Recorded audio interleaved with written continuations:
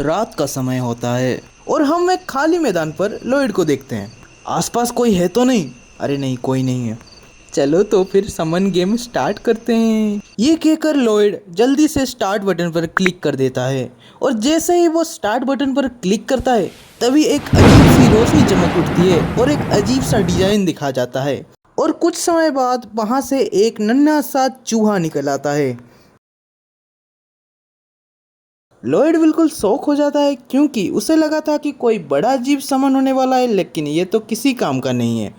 पर तभी वो चूहा अपनी भाषा में लॉयड को कुछ समझाने लगता है और अपने मुंह से कुछ निकालता है। पता नहीं वो क्या था। लॉयड उसे उठा लेता है और हमें पता चलता है कि ये उस चूहे का मैनुअल है और ये किस तरीके का काम आ सकता है। वो सब कुछ उस मैनुअल पर लिखा था और कुछ सीड्स भी थे, जैसे कि ब्लू और रेड। मैनुअल पर लिखा था कि रेड सीड खाने से वो चूहा बड़ा हो जाता है और ब्लू सीड खाने से वो चूहा छोटा हो जाता है। हाँ, आखिर तुम कितने बड़े हो सकते हो, एक इंसान जितने? खैर चलो देखते हैं। वो चूहा उस रेड सीड को खा लेता है और वो ट्रांसफॉर्म हो जाता है और हमें देखने को मिलता है कि वो चूहा इतना बड़ा हो जाता है कि लॉयड भी उसके सामने चूहे के साइज में हो जाता है। फिर हमें उस चूहे की एक स्किल दिखाई जाती है जहां पर वो पलक झपकते ही गड्ढा बनाना शुरू कर देता है और पलक झपकते ही वो बन भी जाता है। फिर हमें दूसरी स्किल दिखाई जाती है जहां पर वो पलक झपकते ही उस गड्ढे को वापस भर देता है और ये देखकर लॉयड बिल्कुल शॉक हो जाता है। फिर हमें उस चूहे की तीसरी स्किल दिखाई जाती है जहां पर हमें पता चलता है कि वो अपने मुंह में बड़े से बड़ा चीज भी रख सकता है। लॉयड इसे देखकर मुस्कुरा रहा होता है क्योंकि उसे पता चल गया होता है कि इस चूहे को इस्तेमाल कैसे करना है। फिर सुबह हो जाती है और हमें देखने को मिलता है कि लॉयड बहुत सारे वर्कर्स के सामने खड़ा हुआ होता है। सब मेरे साथ बोलो, सेफ्टी फर्स्ट। पर उनमें से आधे वर्कर्स तो नींद में ही होते हैं और हमें पता चलता है कि ये कोई वर्कर्स नहीं है बल्कि राजा के सैनिक है।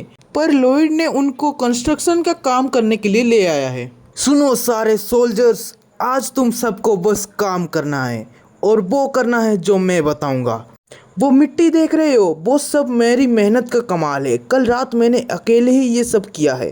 पर हमें पता चलता है कि वो सब काम उसने उस चूहे से कराया है। ऑनडोल कंस्ट्रक्शन के लिए बहुत सारी मिट्टी की जरूरत होती है, तो इसलिए हम पहले मिट्टी जमा करने से शुरुआत करेंगे। तो जल्दी मेरे सोल्जर्स काम पर लग जाओ। पर हम देखते हैं कि इस काम में सोल्जर्स को कोई भी इंटरेस्ट नहीं होता है। लॉयड सोचता है कि मुझे ये पता था कि ऐसा ही कुछ होने वाला है। तभी पीछे से कदम की आहट आती है और हमें देखने को मिलता है राजा के सीनियर नाइट वहां पर पहुंच जाते हैं। तभी लॉयड स्माइल करता है और सोचता है कि मैंने यही एक्सपेक्ट किया था। फिर हमें पता चलता है कि राजा के 3 नाइट्स हैं। उनमें से सबसे ऊंचा है न्यूमैन, जिसको हमने अभी अभी देखा, और उसके नीचे है बेरेन, और बेरेन के नीचे है हमारा प्यारा जेवियर। फिर हमें पता चलता है कि न्यूमैन आगे चलकर राजा को धोखा देने वाला होता है। लॉयड को ये बात पहले से ही पता होता है क्योंकि उसने ये नोवेल पहले ही पढ़ा हुआ होता है। लॉयड न्यूमैन से कहता है कि क्या लगता है सर, मैं यहाँ क्या कर रहा हूँ? तुम मेरे सैनिकों को मजदूरों की तरह काम पर लगा रहे हो और कमांडर होने के नाते मैं ये बिल्कुल भी बर्दाश्त नहीं कर सकता। पर मैंने तो राजा से इजाजत लेकर ये सब किया है।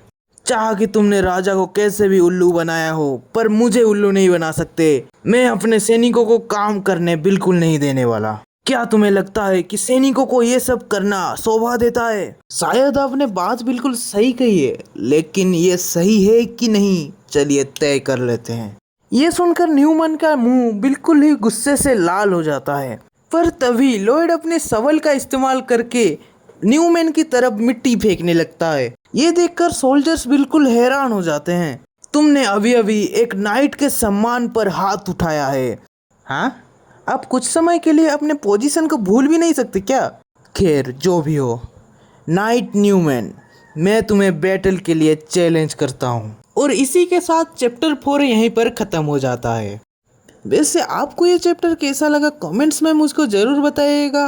और हाँ, अगर आपको अगला चैप्टर यानी कि चैप्टर 5 चाहिए तो वेट कीजिए, मैं कल ही ला दूँगा। जैसे कि मैंने कल वादा किया था कि चैप्टर 4 आज लाऊँगा और मैंने ला भी दिया। तो subscribe as soon as possible.